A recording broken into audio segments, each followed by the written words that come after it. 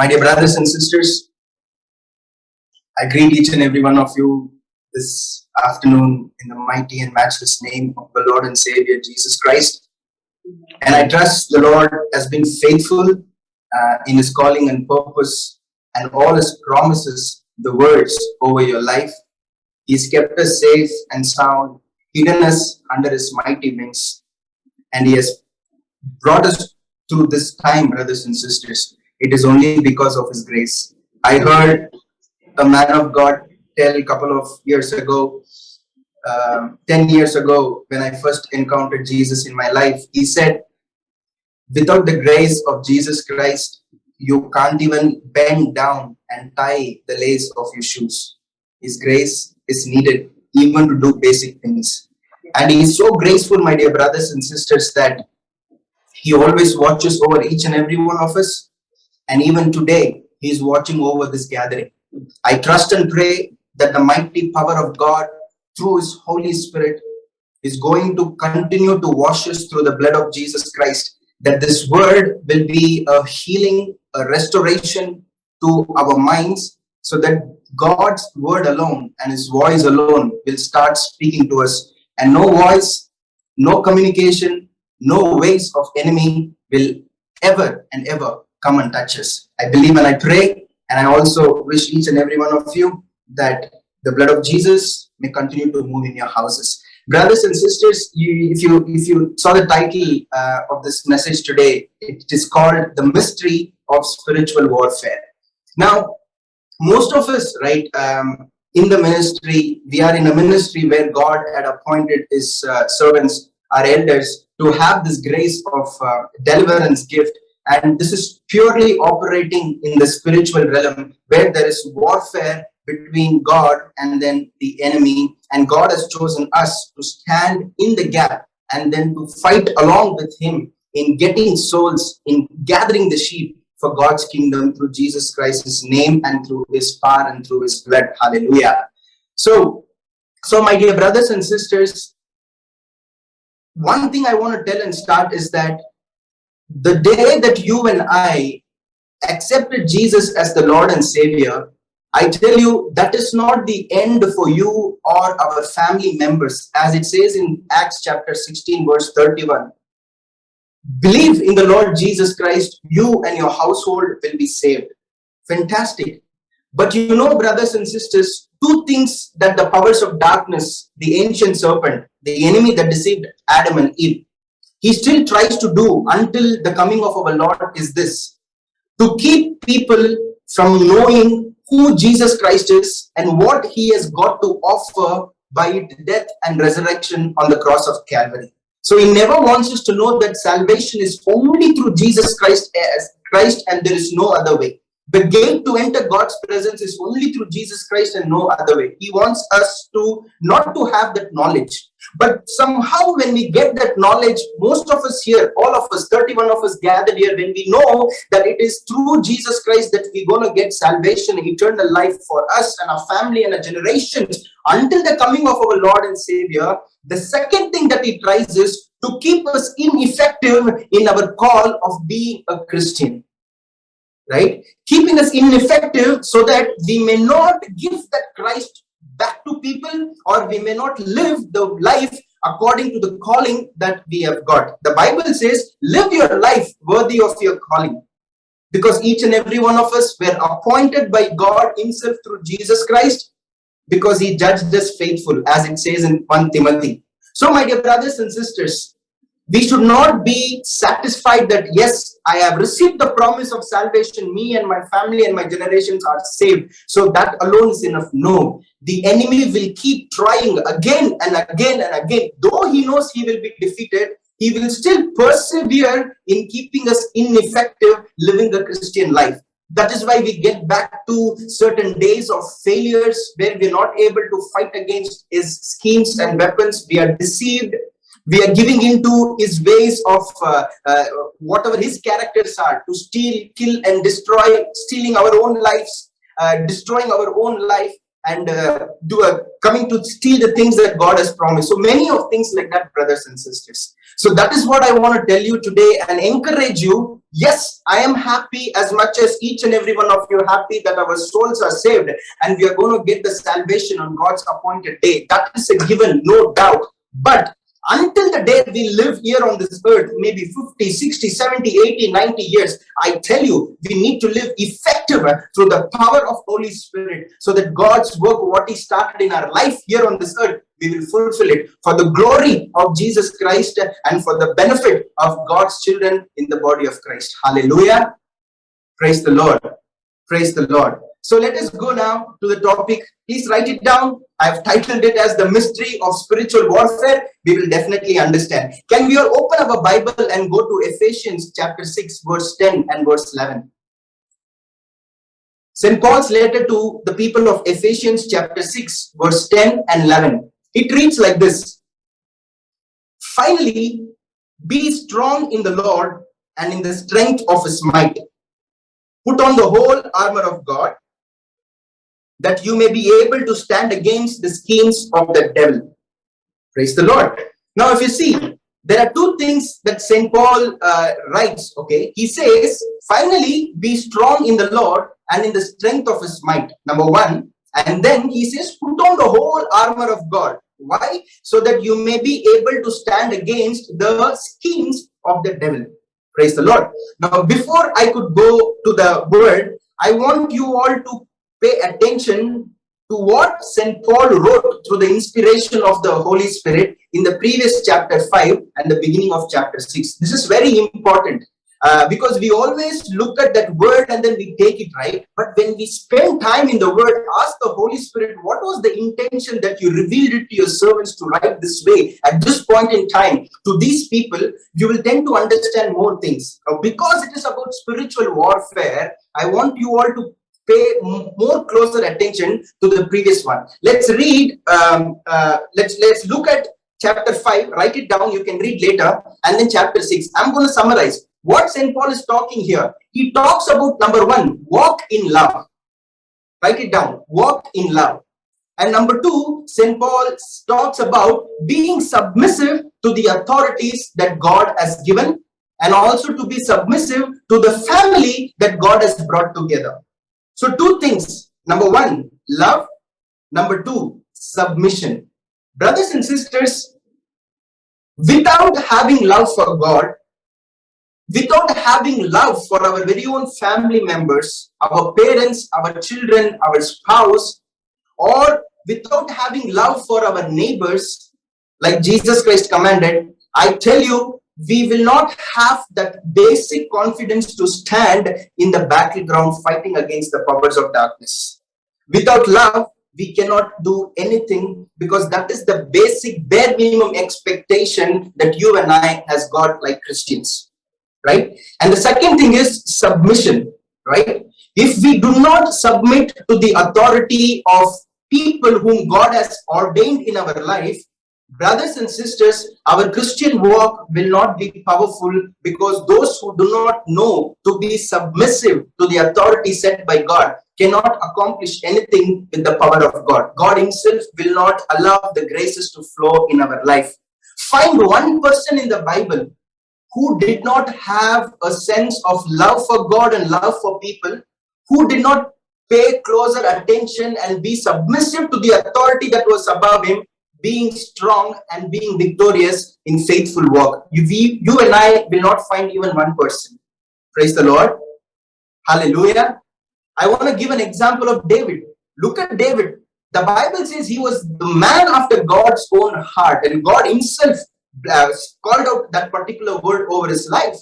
And he loved God so much. He loved his brothers, though he was not loved by his father and his brother and all of those things. History speaks that he was a rejected child who did not have anything in his house. But because it's not biblical, I don't want to dwell in it. But I'm telling you, you will have that understanding when his father, Jesse, did not call David when Prophet Samuel came to his house seeking for all the sons of Jesse. He did not call David. So, he was not that closely watched in the house for whatever reason. But know this thing, when man rejects you, God accepts you. When man puts you down, God will lift you up. Praise the Lord. So when he had this love for God and his people around, David was also very submissive to the authority of his father. His dad said, hey, go and tend the sheep, man. Take care of all the cattle. He obeyed, submissive, and then he was always submissive to his father. These are the characters that God loves for a person to stand in the spiritual battleground. Like David, who had this character, and he went into the battleground when all the people, Saul and all the brothers of David, could not do anything. He stood in front of Goliath and said, hey, you have come with all your powers, but I have come in the name of our God of Abraham, Isaac, and Jacob, the God of Israel. And he stood and won the battle. Praise the Lord. Hallelujah. So brothers and sisters, even in your life also, when you are choosing to enter into the spiritual battle, I tell you, without love, without being submissive to the authority, it is not going to work easily in your life, brothers and sisters, because we are breaking the basic expectation to stand in the battleground. So as much as I have love for God, I will be obedient to his word of God.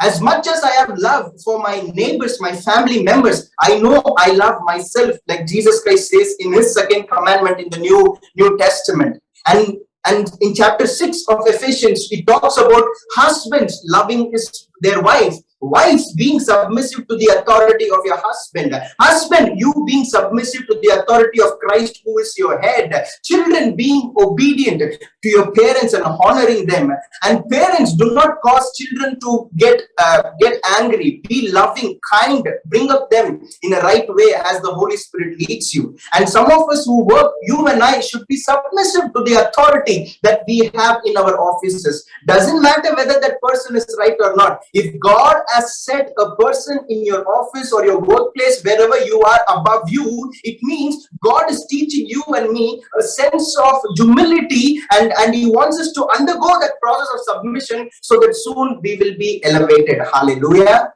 Praise the Lord. And at the same time, some of you who are masters over people, do not treat them harsh, but treat them with God's love, knowing that they are somebody who have placed in your hand for guiding them and protecting them for that period of time. Praise the Lord.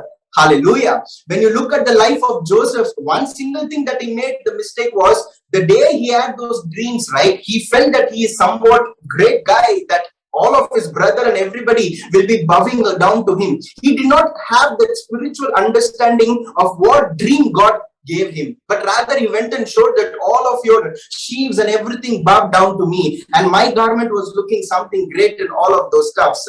But only when he wanted to seek acceptance from his brothers, he was thrown into the pit. So when you and I are seeking acceptance from people, not loving God the way we are supposed to love, only loving them so that they may accept us, and not being submissive in the way God wants us to be, brothers and sisters, in this earth, enemy will partner with such people, and then you and I will be thrown into the pit. But praise be to God, Jesus Christ is always loving and compassionate. He will lift us from that pit, and one day he will make us to stand in the bigger places of life, where we will glorify him the way Joseph did in the land of Egypt. Hallelujah. Praise the Lord. So my dear brothers and sisters, this is one thing I wanted to tell you, because very important to have these two characteristics of walking in the love of God, and also to be submissive to every authority that God has kept over your life. In family, please, husbands, we have to love our wives. And wives have to submit to the authority that God has revealed to us in the word of God. Nothing outside that. Amen. So brothers and sisters, with that being the basic thing to stand even in the battleground, giving us the confidence to stand in the spiritual warfare, let us split 6:10 and 6:11. Okay. Now when you go and then read 6:10, what does it say? Finally, be strong in the Lord and in the strength of his might.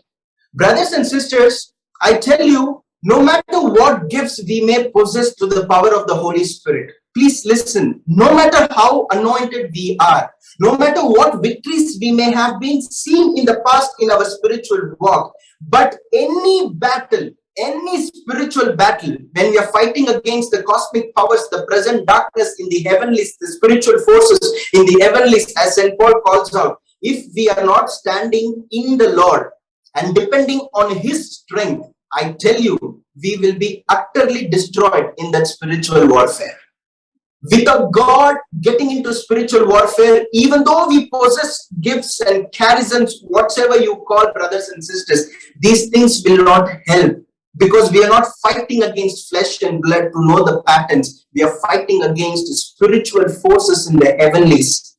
Enemy, Satan, they have been monitoring the behavior of human beings for thousands and thousands of generations. They know how we behave in certain situations, and they will deceive us. Amen. Hallelujah. Praise the Lord. So the most important thing is, I need to stand in the Lord and depend on His strength first of all.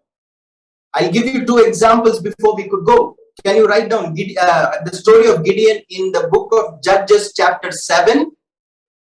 And then there is another person's story in the book of Judges itself, chapter 19, chapter 20, chapter 21. Just write it down, but because of time and interest of that, I will tell you the background and we will proceed. The first example of Gideon in chapter 7, we know how weak he was. He accepted that I am from the least tribe, and in my tribe I am the least family. And God, you are, the angel of God appears and then says, I've chosen you. He says, how can that happen? But we know all the story, and in chapter 7, God calls him to fight against the enemies. He says and goes with total 32,000 people to fight against the enemy. But what did God tell him? I do not want 32,000 people. At the end, God chose only 300 men. And with 300 men, most impossible thing was done, that the entire enemy's group was destroyed, brothers and sisters. What was the strength here? Was it the strength of Gideon and all his 32,000 men that defeated the enemy? No, 300 men, impossible thing. But there was the presence of God and the guidance and counsel of God, the Spirit of God with the 300 people plus Gideon. They defeated thousands and thousands of the enemy. God wanted to prove a point to him. And today God is telling you and me that no matter what battle you are in, when you have me, you will be victorious all the time. There is no other way. Praise the Lord. Hallelujah. And the second story about this is in Judges chapter 19, 20, 21. When you read, you will understand, but I will give you the summary. There was this man from the tribe of Levi, and he married a concubine from the tribe of Judah. For some reason, she leaves him and goes to her father's house, and then he tries to bring her back. By the time he could bring her back, some things happen in the tribe of Benjamin's place. There were these people in a place called as Gibeah. These people are not good people. They were like kind of a homosexuals. They tried to do wrong things to this Levite man, but he could not protect his wife, nor the person in whose house they were staying could protect this concubine, his wife.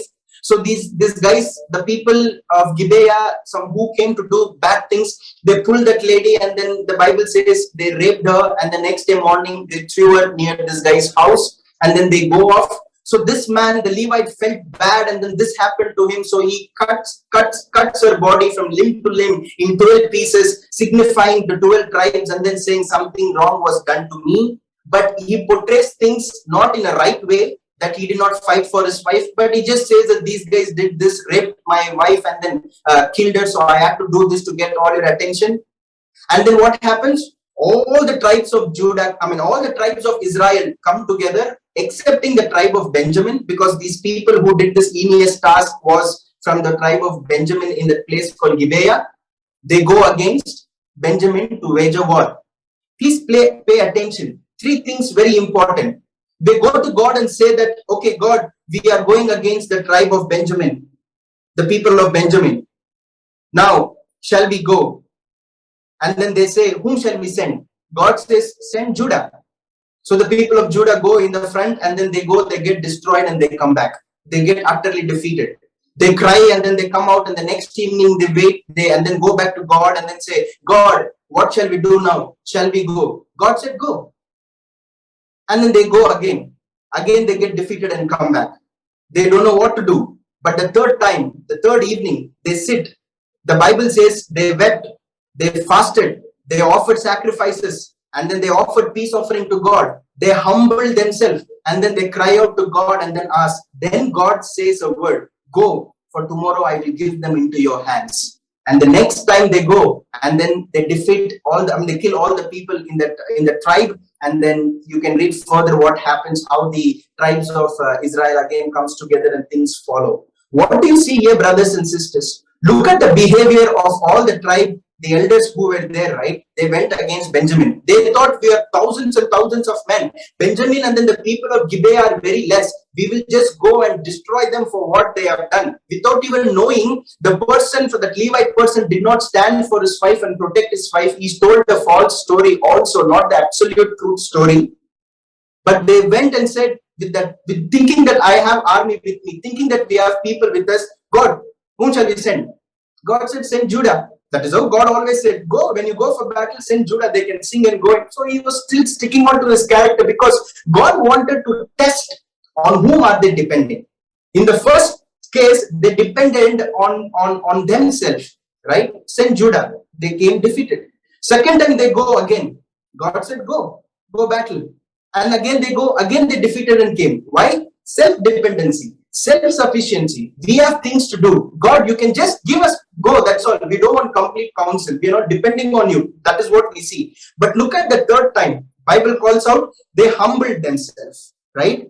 I will read it for you from Judges chapter 20, verse 24 onwards. Judges chapter 20, verse 24. So the people of Israel came near against the people of Benjamin the second day, and Benjamin went against them out of Gibeah the second day and destroyed 18,000 men of the people of Israel. All these were men who drew this word. Then all the people of Israel, the whole army, went up and came to Bethel and wept. They sat there before the Lord and fasted that day until evening and offered burnt offerings and peace offerings before the Lord. And the people of Israel inquired of the Lord, for the ark of the covenant of God was there in those days. And Phinehas, the son of Eleazar, son of Aaron, ministered before it in those days, saying, shall we go out once more to battle against our brothers, the people of Benjamin, or shall we cease? And the Lord said, go up, for tomorrow I will give them into your hand.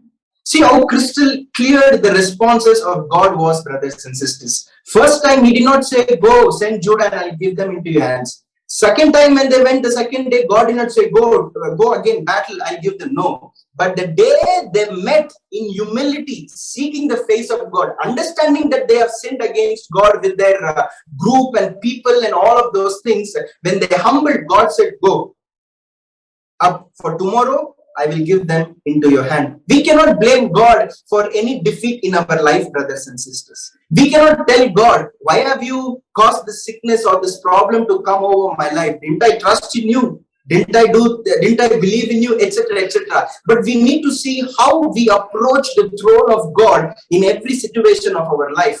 I'm going to pause and say for 2 minutes, when me and my family was affected by COVID, all of us in the first week of May, the days after that, I was just questioning one thing to the Lord. Why, Lord, we did not do? You said you will protect your people. What did I do? I was having a sense of battle within me, thinking what happened? Is my faith not good? God is not able to protect me. You said that if I take refuge under you, and if I call you as my God and Savior, you will protect me. Many things I started telling. But after, when I kept quiet, when I was getting recovered, one thought came to me that, Freddy, you tried to handle certain spiritual things concerning this corona, which was not in your authority, which was not given to you to handle this entire corona thing. But with your emotions, you started praying. With your emotions, you started surrendering people and things and all of those things. And you, without even knowing what you are speaking, you started cursing the heavenly things and then spirit of this, spirit of that. And it was very true.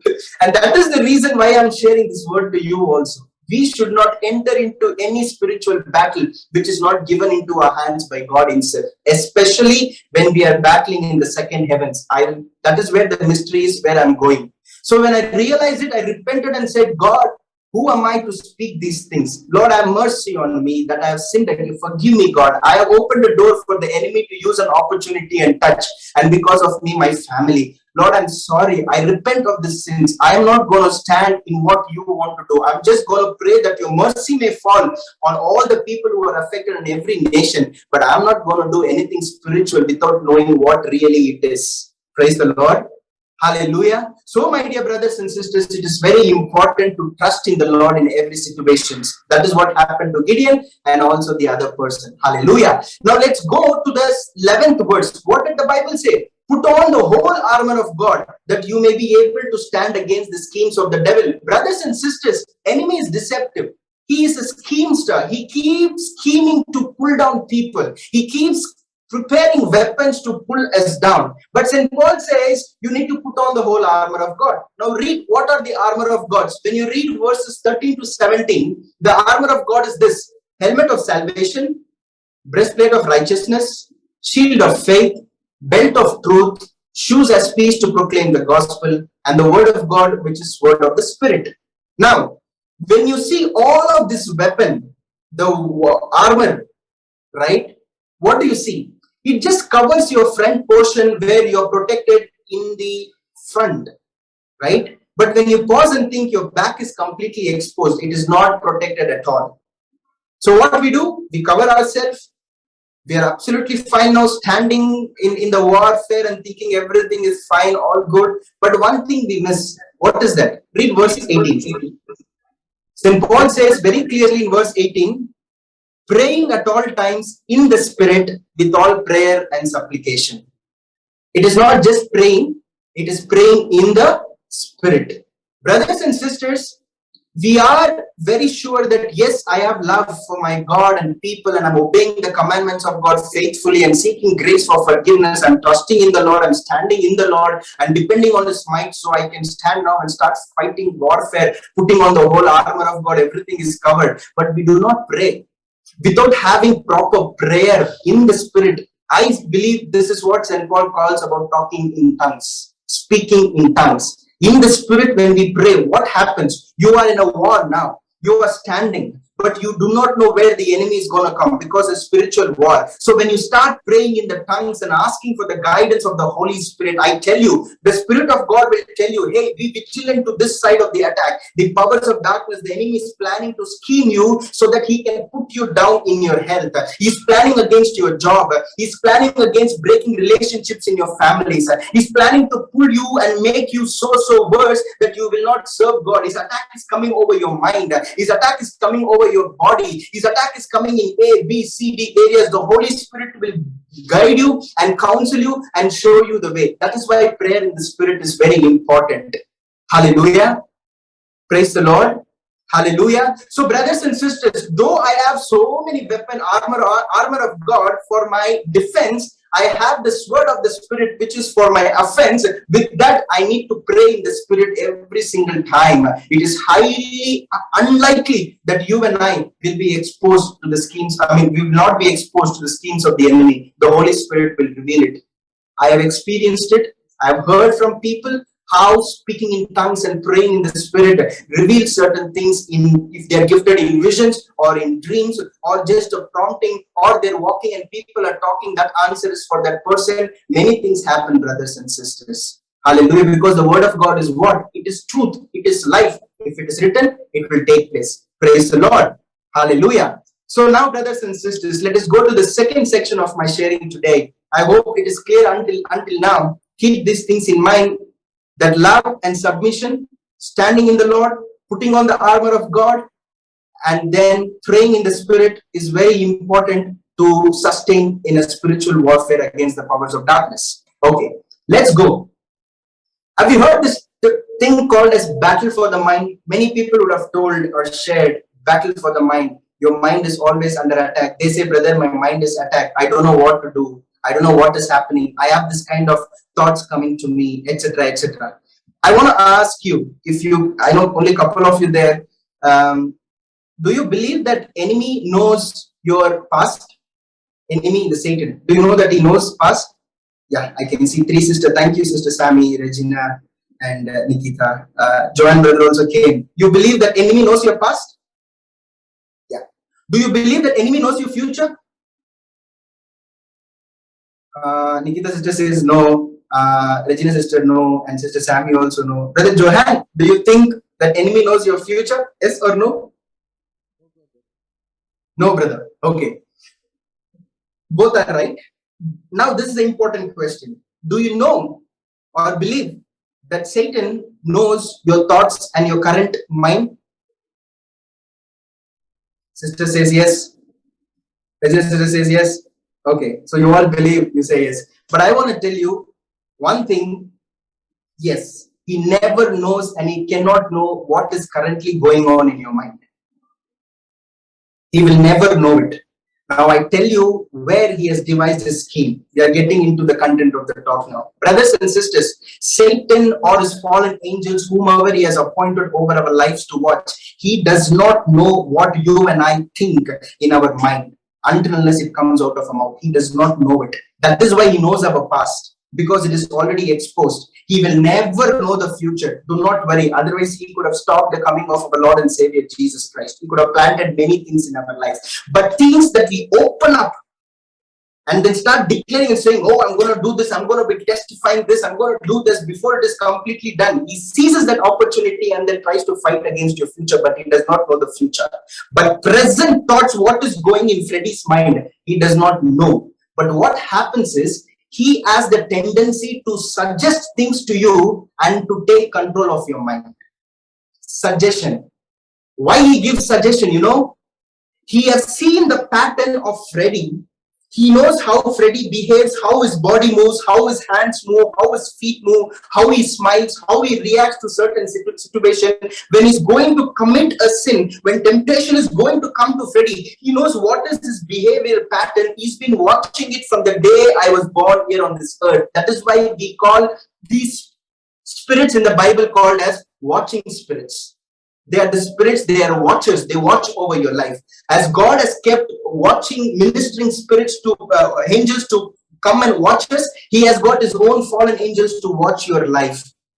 Praise the Lord. So as much as they keep watching, right, they'll be watching your ancestors, your father, your forefather, everybody, and then they will know my pattern also. That is why Brother Stanley and our leaders, Brother Savi and Brother Xavier, they do a ministry called as cleansing your bloodline through the blood of Jesus Christ.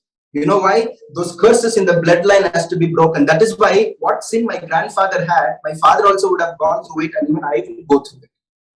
If I don't stand in Jesus Christ and break those things with the authority of God. That bloodline curses operate because they all are patterned, right? That is what we see in generation.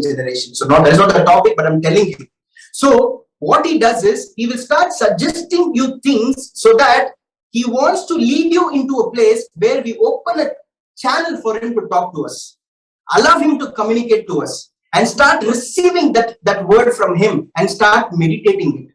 The more we receive it from him and ponder it in our mind, and if we fail to resist the suggestions of Satan, what does it say in James chapter 4 verse 7? Submit to God. James chapter 4 verse 7. Submit to God. Resist the devil and he will flee from you. Are you wrestling with devil? No. Physically, no. But spiritually, yes. Where you are supposed to resist is words to put into our mind so that we can get the control of our soul. God says, resist him as you submit to my word and he will flee from you. And if we fail to renew our mind, right? If our mind is not renewed, according to Romans chapter 12 verse 1 and 2, St. Paul says, right, let your minds be renewed by the blood of the Lamb of God, so that you will know what is the good, perfect and acceptable will of God.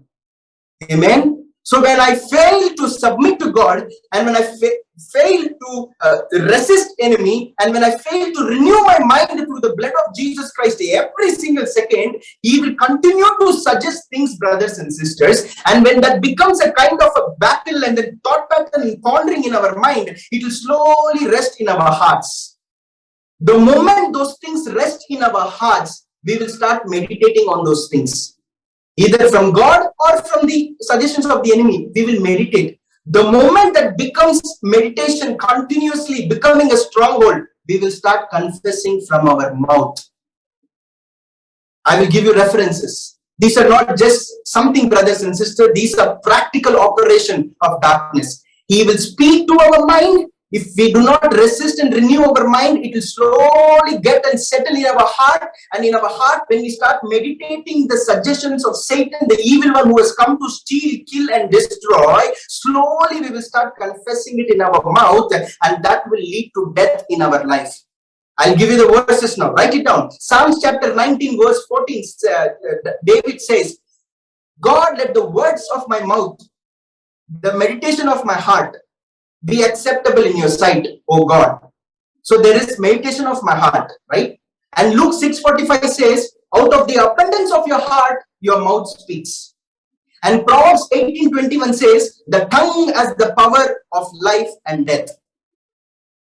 You see how the Bible, the word of God, has got complete wisdom to tell us how things are connected. He speaks, right? It can come from God's spirit or the powers of darkness. And if I accept what is from God, I will start meditating on the words of God. The more I meditate on the words and the promises of the Lord, I will start confessing the good things of God. John 10:10, Jesus Christ came to give life and life in abundance.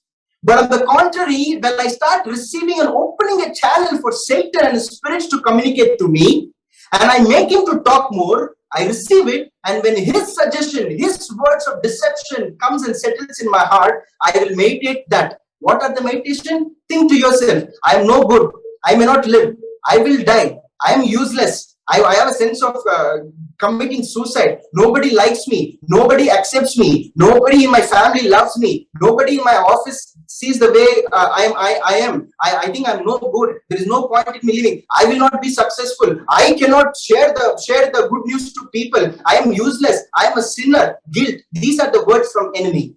And that we keep on pondering in our sleep and dreams, also saying, sleep also, I'm not good, and that is why it comes out of your mouth.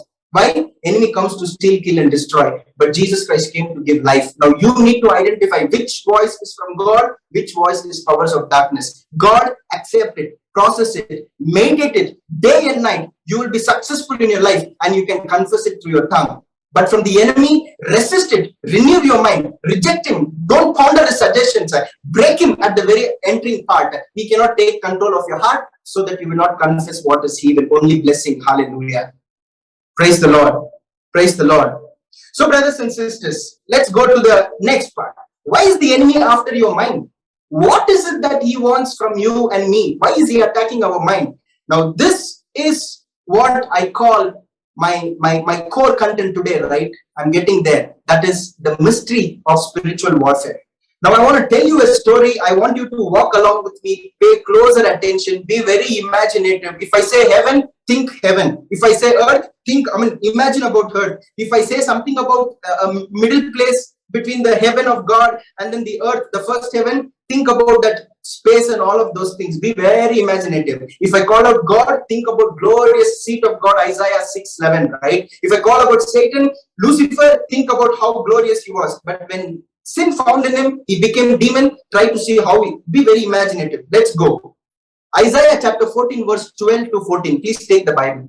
Isaiah chapter 14, verse 12 to 14. Hallelujah. Can you take a minute and then just bless the Lord? Hallelujah. Thank you, Jesus. Thank you, Holy Spirit. We adore and glorify you. Come on, bless it, so this word can take seat in your life, in your mind, in your heart. Everything is for the glory of our Lord and Savior Jesus Christ. Everything is for the benefit of God's body, the church that is you and I. Everything is for exposing the powers of darkness and deception of Satan that is touching us knowingly, unknowingly, and all the people around us. Hallelujah. Let God's glory be revealed. We bless and adore you, Yeshua HaMashiach. We glorify and exalt you, King of Kings and the Lord of Lords. Baruch haba Leshem Adonai. Blessed be your mighty and wonderful name. Thank you for your blood. Oh, this month, July, is dedicated to the blood of Jesus Christ of Nazareth. We bless you, Lord. Thank you for your blood of the Passover Lamb.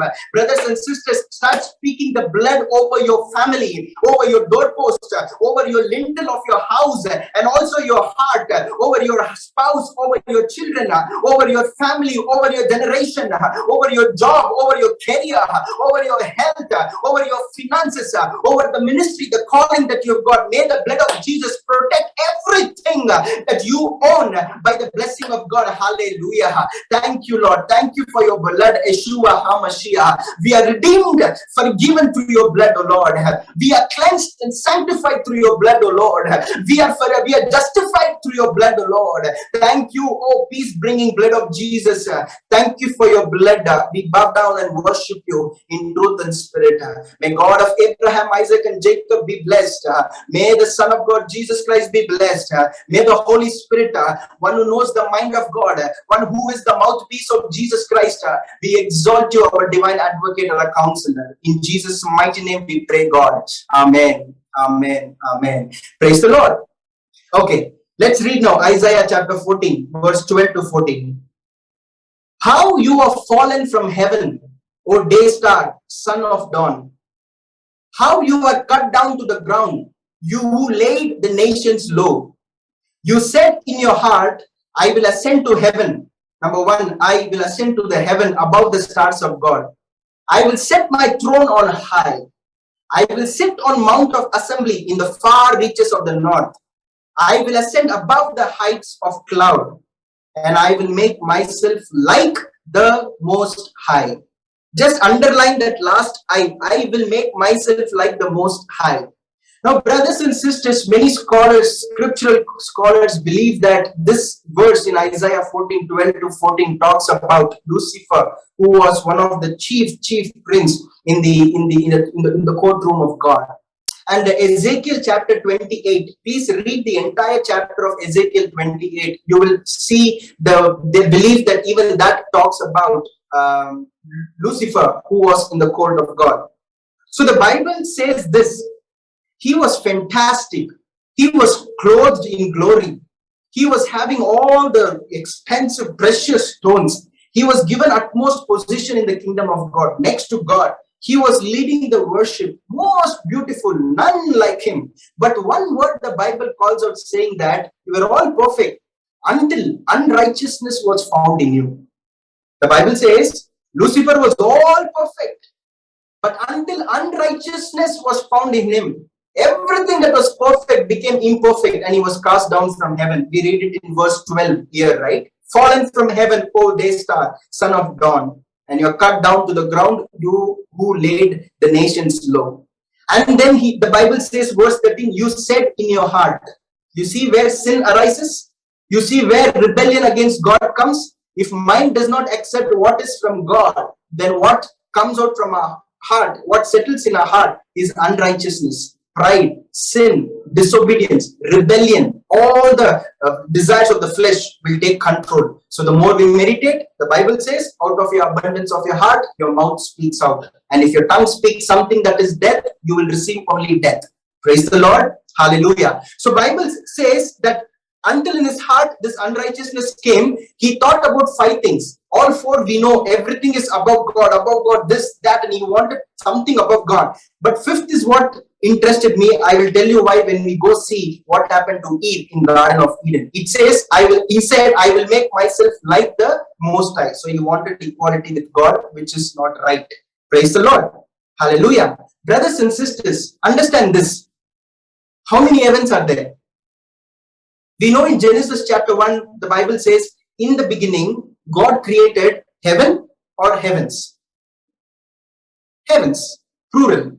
The Bible says, in the beginning, God created heavens and the earth, only one earth. So if it is heavens, we know it is more than one. Okay. Where do we get to understand in the authority and the authenticity of the Bible is in St. Paul's letter to Corinthians, the 2 Corinthians chapter 12, verse 2. Can you read that for me? I mean, can you take that and I will read that for you. 2 Corinthians chapter 12, verse 2. The Bible says, I know a man in Christ who 14 years ago was caught up in the third heaven.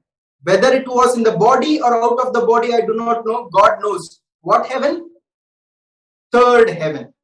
So when St. Paul says third heaven, that is enough for us because it's Bible. So there are three heavens. One heaven is the most highest one where God is present, right? The third heaven, God rules and reigns and all of his kingdom, everything is there. And there should be second heaven, there should be first heaven, correct? The first heaven is this dominion of earth. This is the earth, the first heaven. Where is the second heaven? Between the third heaven and the first heaven, there is a place where the heavenly beings move and spiritual beings move, and that is second heaven. Now, am I just making it up? No. If you can take Ephesians chapter 6 once again, look at verse 12, what St. Paul says. For we do not wrestle against the flesh and blood, that is still fine, but against the rulers, against the authorities, against the cosmic powers over this present darkness. Okay, this is important. Against the spiritual forces of evil in the heavenly places. Hallelujah. So there are spiritual forces in the heavenly places. Most importantly, many believe the second heaven is where the spiritual forces operate. I will give you another reference from the Bible. When you read the book of Daniel, chapter 10, not now, but when you get time, write it down. Daniel chapter 10. What happened? Daniel was waiting for God to give him answer for one of the visions concerning the people of Israel. When the people of Israel were in the land of Babylon in exile for 72 years, God commanded them to go in the time of King Nebuchadnezzar. We all know it. And Daniel in chapter 10, he prays and asks God, and then suddenly what happens? He sees one like a man. Keep in mind, the angelic beings are not just flight, wings, and seraphim and cherubim. No, there are angelic beings just like man also. In the Bible, when you see the story of Abraham, three men outside outside the house of Abraham. So angelic being can also be just like man. Okay, they can limit their glory and come. But here Daniel says when he saw that man, he lost his strength, and when that man spoke to him, he fell down.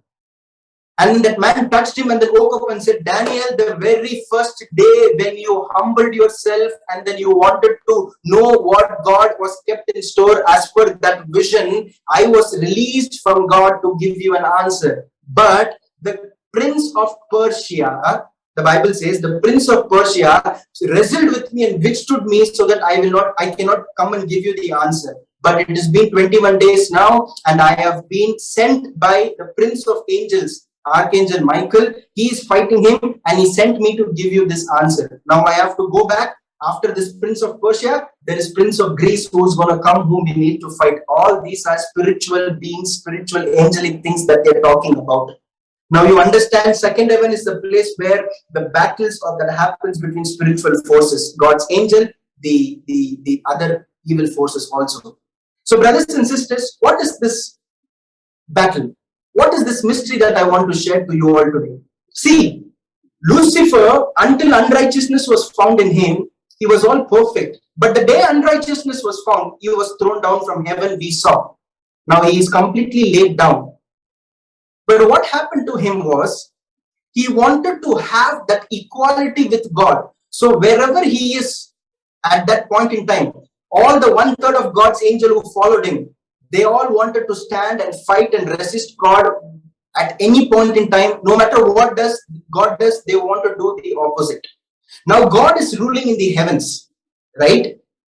In Genesis, on the 6th day, when God created man, and when God said, I have given you the authority over every single thing on this earth, you have the dominion over every single thing on this earth, go, rule, and then be fruitful, be multiply, and let my knowledge spread all over the entire earth. When God gave that authority and power to Adam, this is when the deceptive ancient serpent, Satan himself, seized an opportunity, brothers and sisters.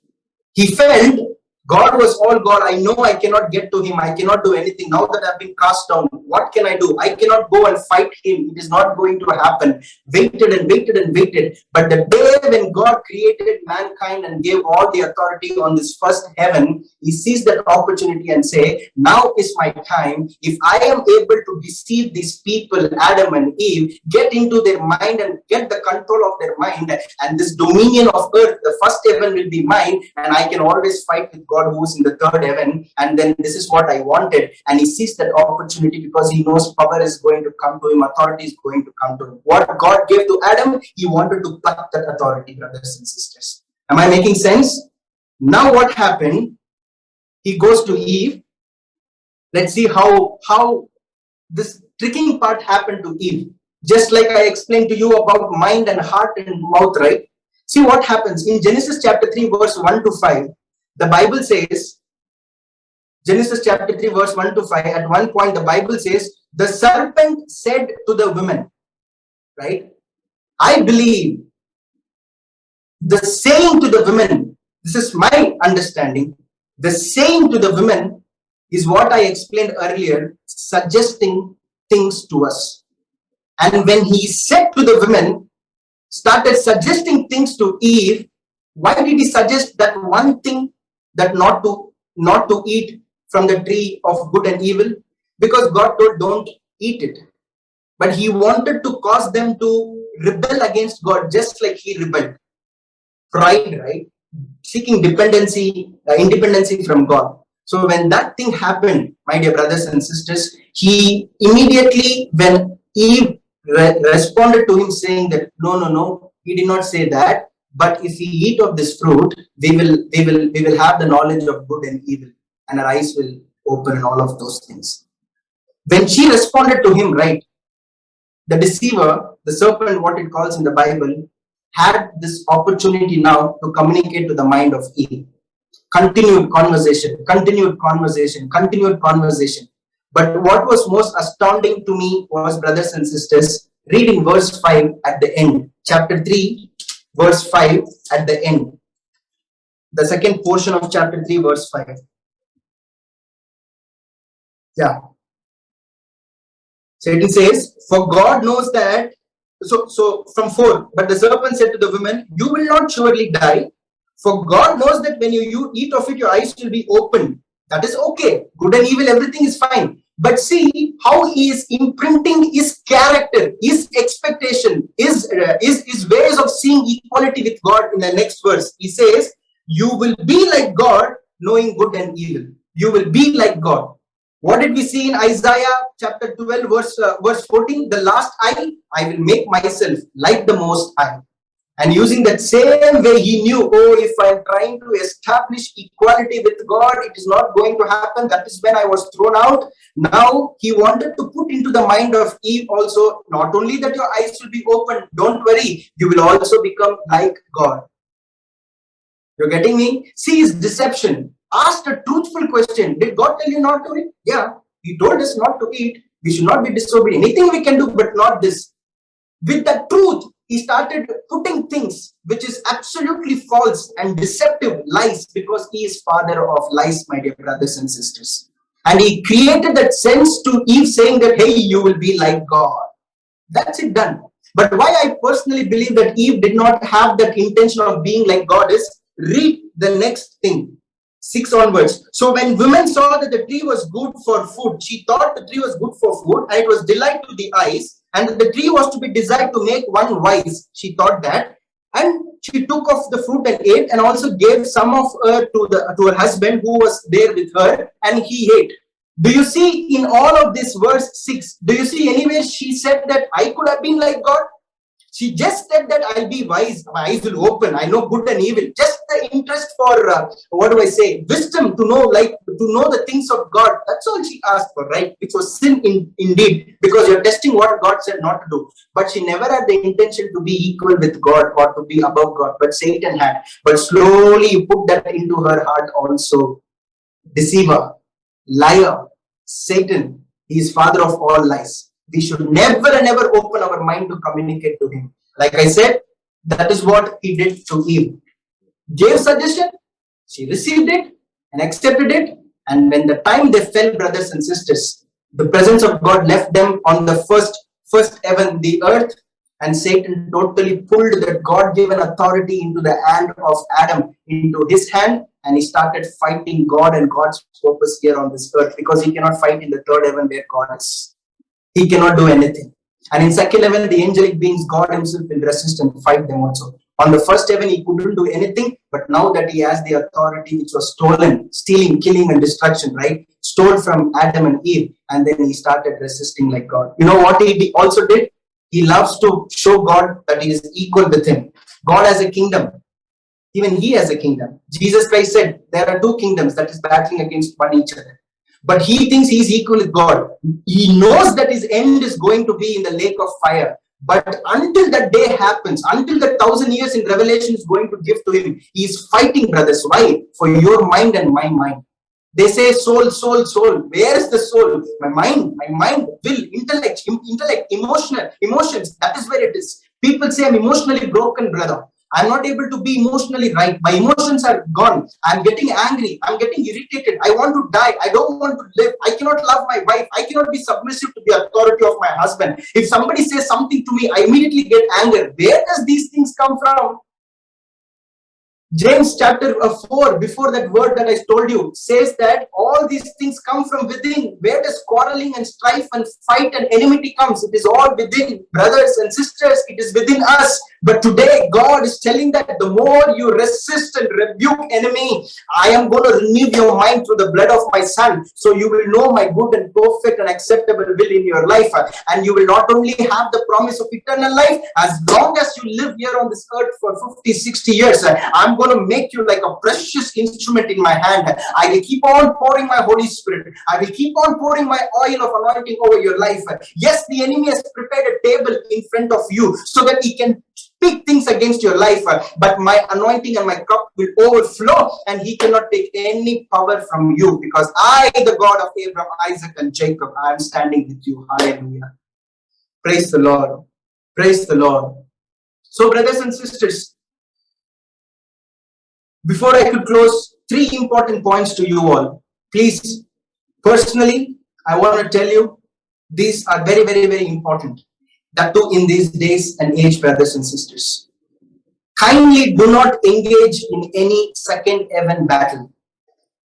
When I say second heaven, if you do not know certain demonic powers that is attacking or doing something in somebody's life or your very own life, like what I did with respect to Corona, I know the Lord spoke to me. I repented of it, right? We know if anything is happening in this world, God allowed things to happen. If God allowed certain things to happen, I'm binding and casting out what God himself allowed. You see how foolish that is? And you're cursing things that you do not know. We are cursing the spiritual things that we do not know. I will tell you why. You may be thinking, no, this cannot be. We have given all the authority. Yes, your authority and my authority is here on this earth. In the earthly realm, you have the power to stamp and then trample over scorpions and pick up serpent and then bind and cast out demonic forces, diabolic forces. On the earthly realm, yes, you can. Every principalities and authorities and dominion that is operating in the earthly realm where you have given authority. Why? Jesus Christ came to earth, and in earth he got that authority back from Satan and gave it back to you and me through the death and resurrection and through his blood. And through that power we can fight any war here on this earth. God ordained war. Ask the Holy Spirit, he will allow you to go.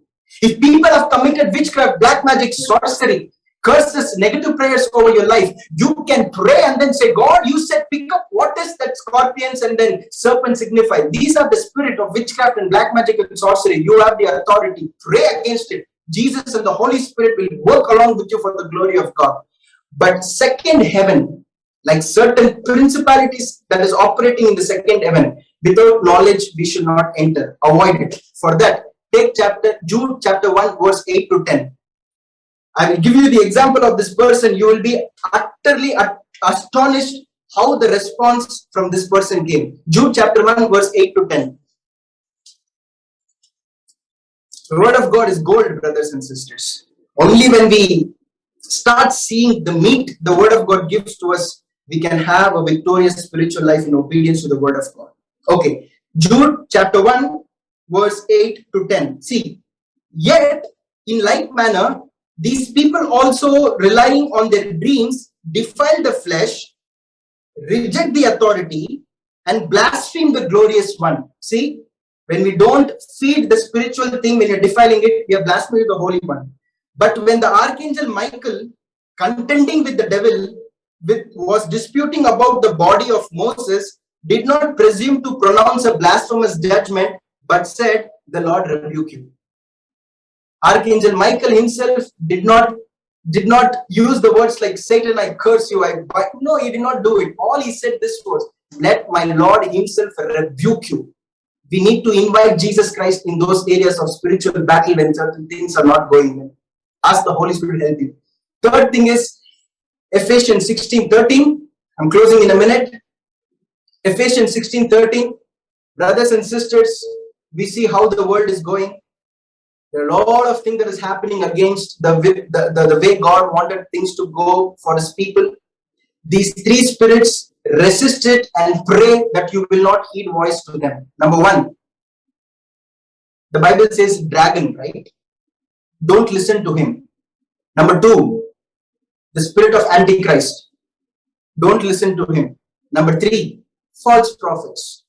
Don't listen to their preaching or suggestion which is outside the Bible. Every teaching that you receive in these days and coming days, check if it is in line with the word of God. Otherwise, don't listen to it. Enemy has got a trinity just like God. He wants to form it. Father, the ancient dragon. Jesus Christ, the spirit of Antichrist. Holy Spirit, the spirit of false prophecy.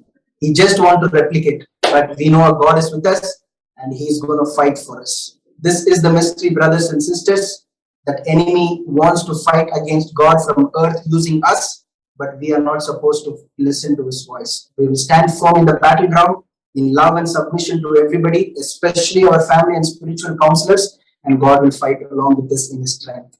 God bless you all. May the power of God continue to move in your life. In Jesus' name we pray. Amen. Amen. Amen.